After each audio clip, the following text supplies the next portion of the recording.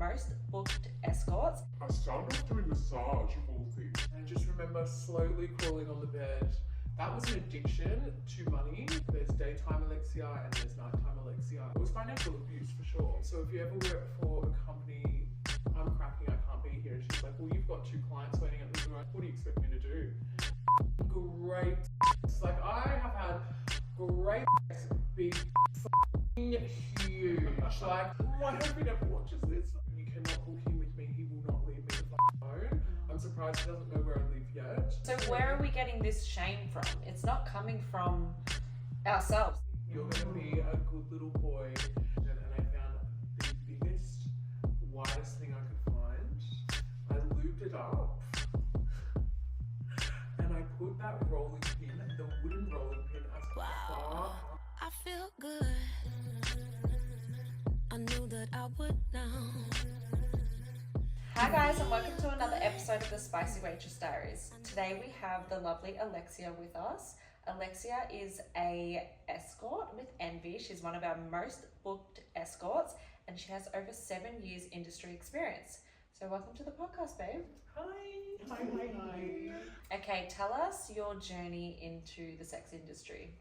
Well, it was really funny. I first started when I just got out of a bad relationship, and my girlfriend at the time told me about how she was making all this money and how I needed to just move to the city, and I was like, get me out of here, get me there. But it was actually quite funny. I started off doing massage of all things. So Wow, how was that? my first client, I remember putting on my clothes. I was like, oh God, okay, this is my big moment to shine. And I walked into the bedroom and my legs were shaking, my palms were shaking. There was just this naked, middle-aged, sad man with a flaccid dick hanging there.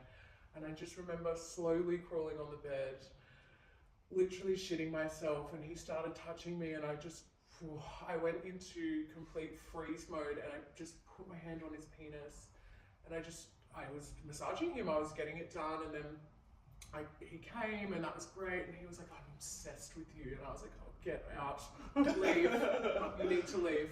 So with the first booking, I just felt like, after walking out of there, I just had it in the bag, I was ready, I was confident. It took one time for me to be like, I can do this. Yeah. And yeah, like it just all started there. Oh. And then you progressed from massage into private escorting, or?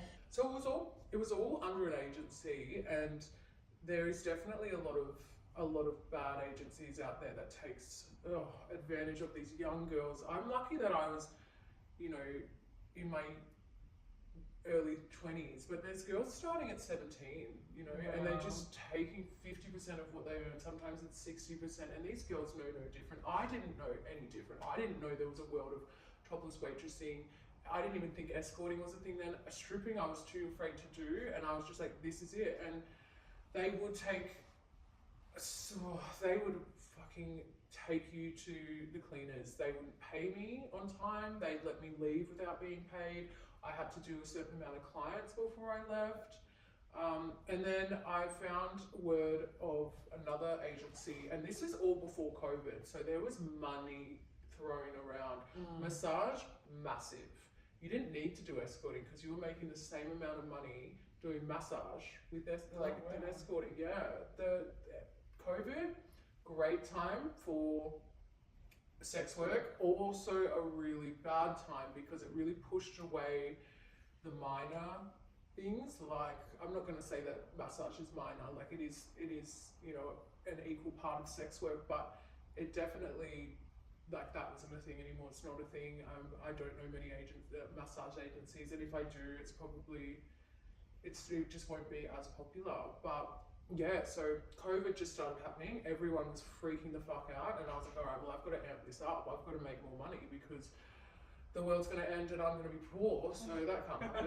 And then I did my escorting bookings, and that was another ballgame. That was an addiction to money that I was first introduced to straight away. I did my first booking and I was like, what the fuck have I been doing?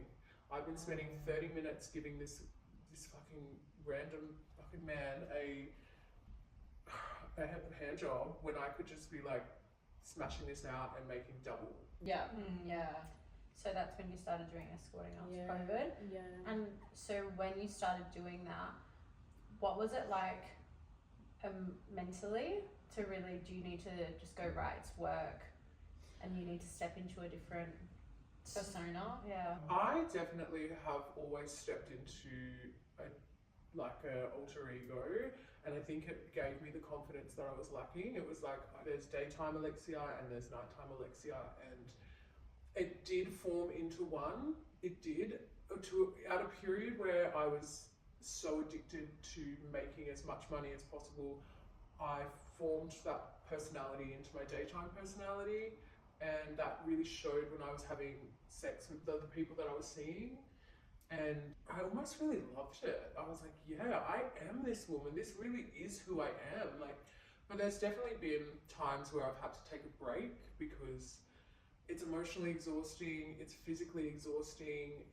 You know, you do get stuck in situations where you're like, I really didn't want to do that. But there's someone on the other side of that door that's telling me I will not get paid unless I do this certain amount of clients. And that carried on with escorting as well. That wasn't just in massage. So 50% of my earnings when I was doing massage and escorting were going to these people. And they had full control, financial control. It was financial abuse for sure. Wow. That's What, 50%? That is a lot. And did you get to pick your rate? Or? No, so it was all set rate. I definitely believe that I and all the girls that worked for this agency were manipulated and abused. I know that it still goes on, but I really hope that people have learnt from their mistakes, because unfortunately there has been 2 girls that have taken their own lives from that agency. Wow. Because they were manipulated into doing something that they didn't want to do, and they were financially abused. Oh wow, that is That's terrible. hectic. Yeah. And that company's still around. That company is still around. Shame and shame. Name and shame. Oh, so name and shame. So if you ever work for a company, Mina, I've never heard of it's a it. woman. A woman. It's a woman. You would think that A was a woman man. will push you, financially abuse you as much as a man. Wow. Wow. Yeah, it is. Yeah, you can't That's be hectic. like blindsided by females or No. males. Yeah. And what, she knew that they took their lives because of what she was doing? Oh, she will try to dull down the situation, but you know, she took her own life when Mina fired her and didn't pay her, because she was always going to have bad mental health. That's not on Mina. But if you are pushing someone to the point of them telling you, hey, I have bad, like I'm cracking, I can't be here, and she's like, well, you've got 2 clients waiting at the door. I don't expect, like, what do you expect me to do? This is your job. Switch it up. Yeah, it was really sad. Her name was May. The past? Or? Yeah. Oh, That's really terrible. awful. So, is it looking, obviously from there, you went into agencies that were a bit better? Yeah, I did actually, and I used to work with a girl, and she then started her own agency, and she is a great agent. She really is. She only takes 40%, which it doesn't seem like a lot, but it actually is. It all adds up. Like if you're walking away with 10% more, it really does add up. But then she also, because she's done it, she's worked her ass off. She was a full-time escort for the same woman, and she killed it. She made that woman so much money, and now she's just taken everything that she's learned and made a better place for girls. And this woman is killing it over that other disgusting woman. Like she's killing it.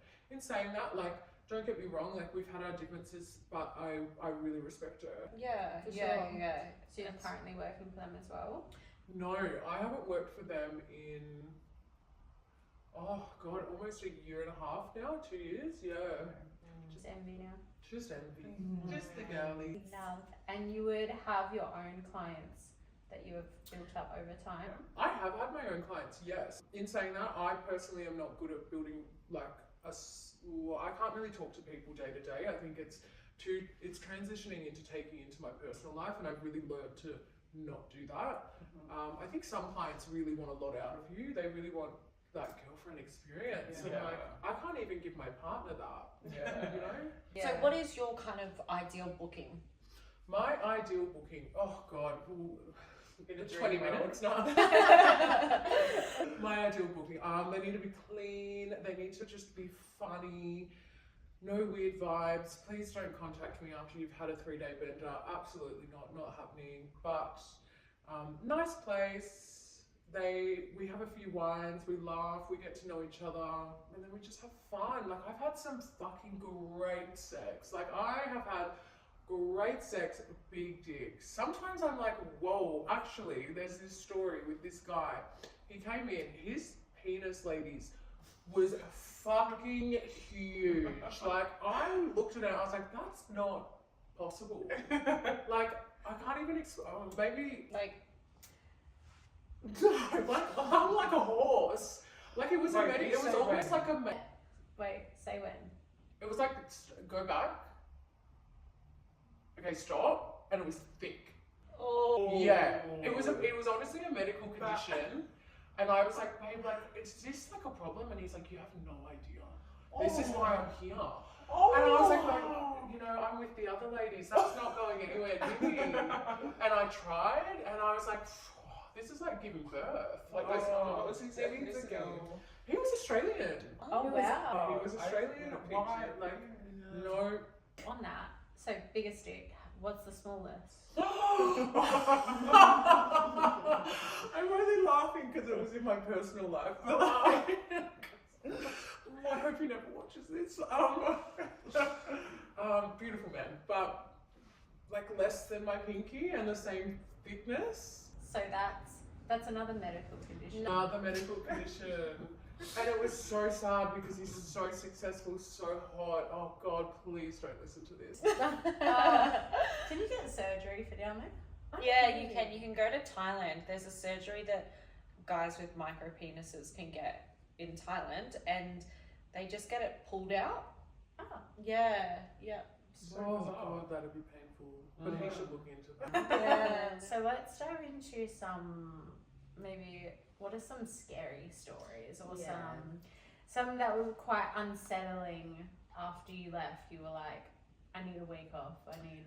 Oh God, there's been so many girls. Like, my hat goes off to the girls that are still doing full-time escorting. I can't do it, and it is because of these stories. But I remember when I had a stalker when I was doing massage, like a full stalker. I don't know why. It must be good at giving a wristy, but so I saw him, and I think I was really sexually frustrated, and I ended up like, I don't kiss. I think that's just my boundary. I just don't like to kiss, but I kissed him, and then I took him into the shower, and we got hot and heavy in the shower, and I was like, fuck, I just want to fuck you. So I just did, and then off he went. And then I did give him my personal number, a bit naughty of me, but I won't do that now. But he then continuously called me, texted me. I would be walking into the massage parlor and he'd pop out of nowhere. And it happened for a really long time. And then I blocked his number and I asked the agent, you cannot book him with me. He will not leave me the fuck alone. I'm surprised he doesn't know where I live yet. Because every single day he would pop up and I was like, you need to stop. And he was a married man. And I was like, this is really unwell of me. Yeah. And then he then started purposely booking different girls, knowing that they're from the same agency, and seeing if I would open the door. Another story is, this is when I was really money hungry. It was my 25th birthday or 26th birthday. And I met this client the night before, and he got me back the day after, and he was so psychosis bound. He was insane. There could be tinfoil on the bloody windows. It was that bad. But like, he locked me in his hotel room. He took my money. He lured me there saying he got me a birthday present, but there was no birthday present. He forced me to touch him. I was crying at this point. And then I I got up and I grabbed my bag really quickly and I ran down the hallway and he was chasing me down the hallway and I was screaming and he got on top of me and he pushed me over and got on top of me in the hallway of the hotel. I don't understand how no one heard this, but I kicked him and I ran down the stairs. But again, that I'm not blaming myself, but I was money hungry and I should have had my wits about me and I didn't. I wanted more money the next day. And there's a time that you just think to yourself, now, it's not going to be worth it. Think of the state that they're in. Do you do jobs when they do take drugs, or you're just like... Yeah, I will do a job when they take drugs. If you're smoking methamphetamines in front of me, I won't. I'm not about that. If you're doing GHB, I won't. I just don't want to be surrounded by those drugs. You don't know what they're going to do. Yeah, and I think I've got a little bit of trauma behind it as well. I just, I was with a partner that really abused that for so long and I had I did, but I didn't tell myself I didn't know, but like I just don't want to associate with anyone. Yeah, like that really gross feeling. And that goes with the girls as well. If you're doing those drugs in front of me, don't come near me. I won't. I will work professionally with you, but I'm not going to conversate. What age did you start this? In regards to, it was the money hunger. It was actually the ex-boyfriend that was abusing me, and I was so financially fucked from it. Like I was not financially stable at all. I had no money. All my girlfriends had been to Europe. Like everyone was doing things, and I was just sitting in a house in the country, and I was like, what am I doing with my life? Like I need to get out of here. Like I'm more than this. No matter how I earn my money, like I need to be making money. Yeah. And did you find that like this job, like coming from obviously a place where you were unfortunately in a relationship that was abusive, did you find that your experiences, you felt like uplifted? Oh my God, girls, my life has gotten 10 times better. Like the things that I've done, the things that I've invested in myself, I'm able to pay for my therapy, like my mental health. Even though there's triggers that come along with this job, I'm able to work on them financially because of my financial status, but also the trips, I bought like cars, I've invested in myself, and there's no way that I would be able to do that without making the money from this job. Well, I'm glad you're happy now and out of that.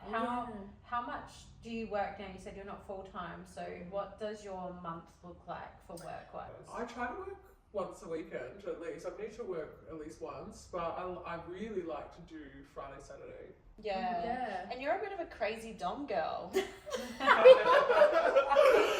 I want to know. How do you do it? How do you do that dominatrix sort of persona? Because obviously you have your sweet Alexia, and then this thing comes over you in like ego. Yeah, in work mode. Oh, it's this alter ego where I'm like, I can do anything and you're gonna listen to me. You're gonna be a good little boy. But I remember when I first started doing it, it was with this like an 80-year-old German man. He didn't want to touch me. He just bought all these whips and chains. Yeah. And I was like, 80. I know. Wow. I know. But it was kind of like I actually can't say what I was about to say, but yeah, he bought these like leather whips and he would just whip me, and I was like, that's kind of annoying, but it's alright. It's annoying. I was like, can I have a go? And he was like, yeah. And I whipped him and I was like, can I go harder? And he's like, yeah. And I kept doing it harder and harder and harder, and then he came and I was like, oh, that was amazing. Like I felt so powerful. Yeah. When I was in that shit relationship, powerless. When I was getting this 80-year-old man off with my leather whip, powerful. Yeah. Like, oh, but there's a story. So there one time was this guy that came in, and it was the last booking of the night, and I was wrecked. I was like, oh God, let's get this over and done with. And I was almost taking the piss a little bit because he was like, oh, I want you to touch me in all the places, do your worst to me. And I was like, to my worst? I'm angry right now that you're here. I'm definitely going to do my worst. So then I told him to bend over. I blindfolded him with a tea towel. I lubed up the nearest, biggest thing I could find. So I went into the kitchen and I found the biggest, widest thing I could find. I lubed it up.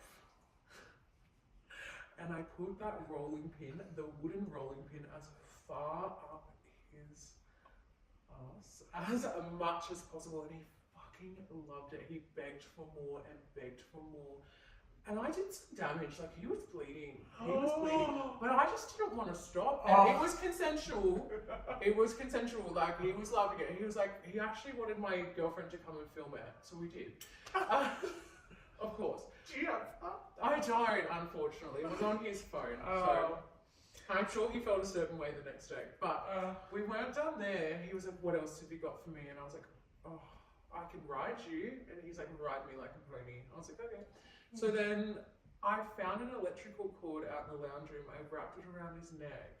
And I got on top of him and I started whipping him with the back of it. And he loved it. And it was just like really, Oh wow. really doing some damage. But I fucking I loved every second. Yeah. Do you get off a lot in sex from being dominant? Yeah. Yeah, I think that I'm this pillow princess, but right now I'm definitely the dominant one and I'm fucking loving it. Isn't it fun that you can like jump from eras to eras and really play into them? Yeah. Have you done costumes and stuff? Like, has anyone requested you Yes. to rock up? Yes. It was so funny. Sorry, I just remembered I have a photo of this. This guy had a fascination with stockings, like women's hosiery. But he wanted me to get fully dressed in hosiery. So I had hosiery, like stockings on my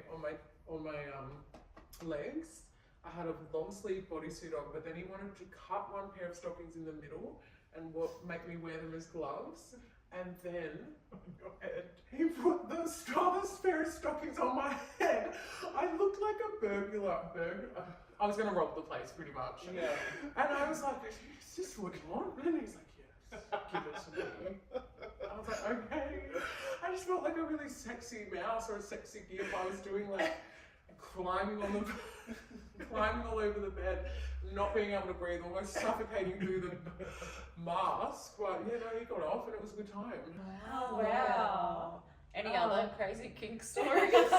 Yes, feet fetishes are a real fucking thing, and it turns out I have one. So You like feet? I do, but I don't like other people's feet. But I think this is pretty common. I really learned that I love my right foot getting sucked. It's Oh, Only yeah. the right side. Yeah. But I've had a guy who's never had sex. He never penetration sex. He just wanted to wank off on my feet. I was like, okay. Yeah. And how much do you get paid for that?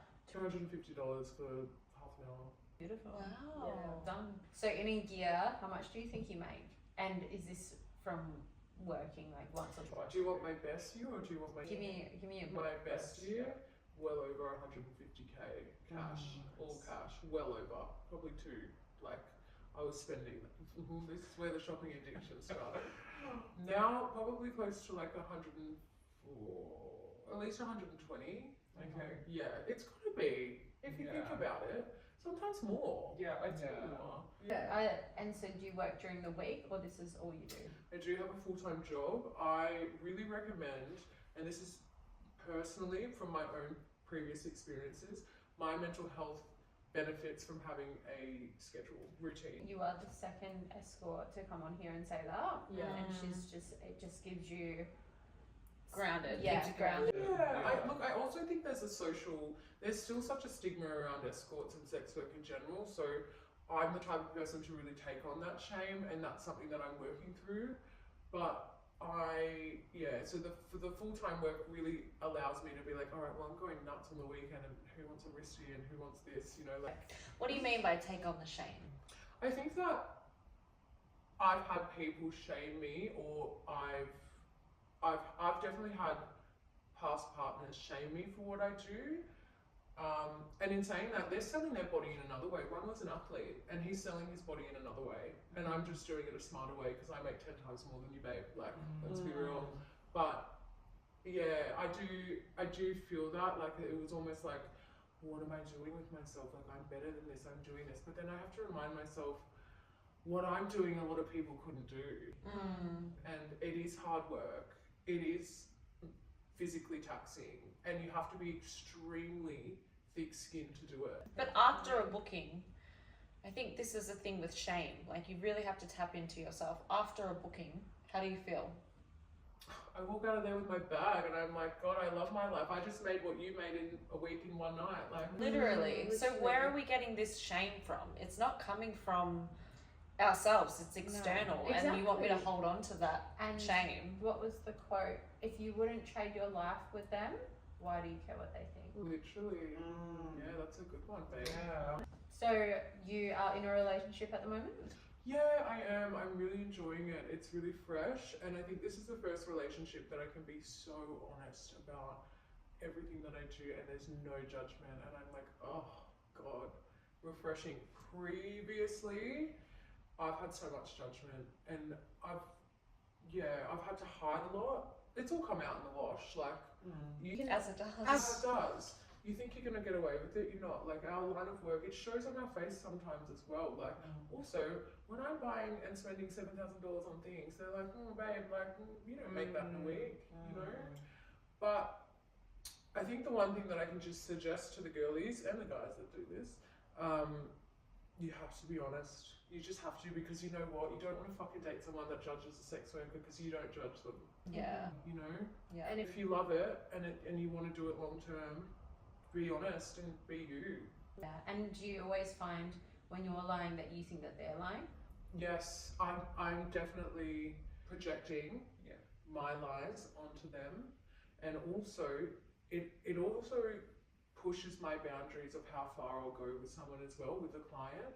You know, sometimes I won't always have full service and I'll be okay with that, but sometimes when I'm like, oh, I'm just gonna do this because they're not gonna find out anyway, let's just go and do the most craziest thing, and it's like, no, like, it shouldn't be like that. You've definitely got to have respect for yourself and respect for your partner. So if you respect yourself, you will be 100% honest, and if that person is like, I'm not okay with this, not for you. Not for you, sorry. I'm glad that you know what you want and you've gone for it, and then you've decided to come out that way, because a lot of girls would be like, no, I've got to stop because they don't want me to, and they feed into the judgment and feel it and not stand up for themselves. And then end up being with a person that's like not worth it. That was me, babe. That was me. I was literally with someone that I could not even say that I was a dancer, you know? Insecure. I mean, There are definitely, like, guys obviously wouldn't want that in a partner, some of them, but some are so fine with it. So I guess it is finding who the right one is for you. Yeah. One thing we do ask people is, what's something that no one knows about you? It doesn't need to be sexual, nothing, just something that you do that not many people know. I've got a hidden talent. Yeah. What is it? And we already know it. Like, I can sing a few pipes, you know? I Oh, can really sing. yes. Don't look at me like that, you know I can, don't. Miss Adele. Alexia by day. Adele by night. Yeah. Oh God, don't take me back.